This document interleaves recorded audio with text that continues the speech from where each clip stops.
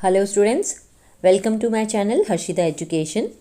So today in this video we are going to recite the poem The Kite from class 6th English, that is Honeysuckle, and this poem I will recite line by line and I will explain you also like this. So before we start, the poem name is The Kite and the poet is Harry Bain. Okay, all of us like to fly kites. Have you ever tried to fly one? Read this poem about a kite as it flies in the sky. हम में से सभी लोगों ने जो पतंग है, kite का मतलब पतंग, तो हम में से सभी लोगों ने पतंग को उड़ाई होगी। जब आपको पता है उत्तरायण का समय आता है तो हम लोग पतंग उड़ाते हैं। नॉट ओनली उत्तरायण बट इसके अलावा भी हमने पतंग को उड़ाया है। क्या आपने कभी कोशिश करी है पतंग को उड़ाने की? तो आज हम इस जो पोयम है इसके माध्यम से देखेंगे कि किस तरह से आसमान में, खुले आसमान में जो एक पतंग है वो उड़ती है। How bright on the blue is a kite when it's new, with a dive and a dip it snaps its tail, then soars like a ship with only a sail. इसका मतलब ये हुआ कि आसमान यहाँ पे कैसा बताया है, एकदम नीला आकाश बताया है। तो नीले आकाश में जो नई पतंग होती है वो बहुत ही ज़्यादा एकदम चमकदार दिखती है। इवन वो गोते खाती है। तो डाइव, यहाँ पे डाइव का मतलब क्या होता है, गोते खाती है। और बहुत सारी कलाबाजियाँ के साथ वो अपनी जो पूंछ है उसको एकदम लहराती है, फर्राती है। और फिर किसी एकदम जैसे जलपोत की भांति वो केवल एक डोर के साथ वो एकदम से ऊपर चली जाती है। तो इस तरह से आपको यहाँ पे बताया है। अब इसमें आपको कुछ डिफ़िकल्ट वर्ड्स भी बताए हैं। जैसे ब्राइट है, तो ब्राइट का मतलब होता है लवली एंड शाइनिंग, यानी कि सुंदर और एकदम चमकदार। इसी तरह से जो ब्लू है वो कलर बताया है, नीला कलर होता है। जो डाइव है, तो डाइव का मतलब होता है प्लंज यानी गोता खाना। एंड डिप का मतलब होता है ब्लेंड। स्नैप्स का मतलब होता है मेक्स अ क्रैकिंग, यानी कि जब वो जो पतंग होती है वो कागज़ की बनी होती है, ये जो पॉलीथीन होती है उसकी बनी होती है। तो जब वो लहराती है तो इसमें से एक साउंड आता है, फर करके एक आवाज़ आता है, तो वो साउंड को स्नैप्स बताया गया है। देन सोर्स का मतलब होता है राइजेस अप, यानी कि ऊपर की तरफ उठती हुई वो जाती है। एंड सेल यानी कि कैनवास टू कैच विंड, यानी कि आपने देखा होगा कि एक जो नाव या बोट वगैरह होती है तो उस पर किस तरह से एक सेल लगा होता है, एक डोर लगी होती है। तो वो हमको यहाँ पे इसका बताया है।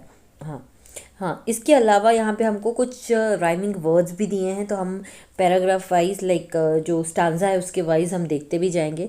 तो जैसे ब्लू, तो ब्लू का न्यू, भले स्पेलिंग डिफरेंट है बट यहाँ पे साउंड सेम आ रहा है। So this are called homophones और rhyming words.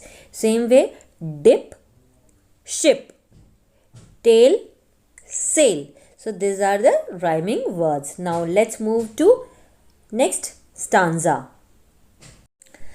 As over tides of wind it rides, climbs to the crest of a gust and pulls, then seems to rest as wind falls.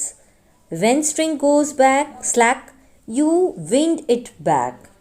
So इसका मतलब है कि जो पतंग है, तो पतंग किसकी तरह, वेव्स की तरह, टाइड्स की तरह, जिस तरह से लहरें उठती हैं समुंदर में, तो उस तरह से वो एकदम लहरों की भांति आकाश में क्या कर रहा है, एकदम तैर रहा है।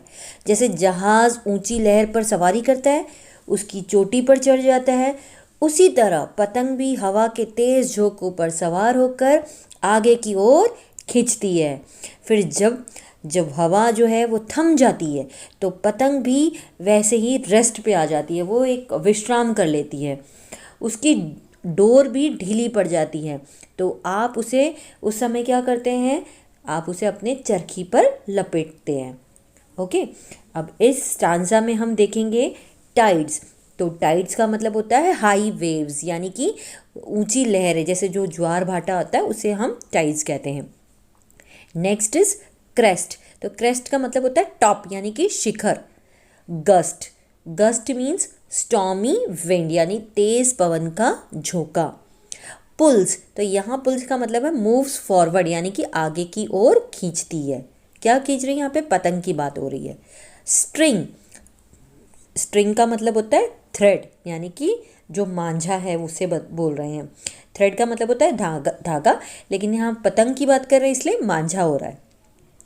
गोज स्लैक, तो गोज स्लैक का मतलब होता है बिकम्स लूज यानी कि ढीला पड़ जाना। नेक्स्ट इज विंड बैक, तो विंड बैक मीन्स होता है रोल इट बैक यानी चरखी पे जो इस तरह से हम मांझे को लपेटते हैं तो उसको हम बोल रहे हैं यहाँ पर wind back. Now let's move to our last stanza.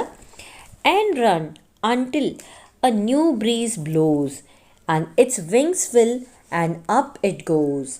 How bright on the blue is a kite when it's new, but a raggeder thing you never will see when it flaps on a string in the top of a tree. So यहाँ पे हमें बोला है कि जब मांझा हम लपेट लेते हैं फिर आप उस समय तक दौड़ते रहते हैं जब तक एक जो नई जो एकदम तेज़ हवा नहीं चलने लगती, तब तक आप यही काम करते रहते हैं। और पतंग के पंखों पर हवा जब है वो एकदम से भर जाती है और वो एकदम से क्या होता है, एकदम तेज़ गति से ऊपर चली जाती है। फिर एकदम साफ नीले आकाश में जो नई पतंग है वो कितनी शानदार लगती है, कितनी अच्छी लगती है।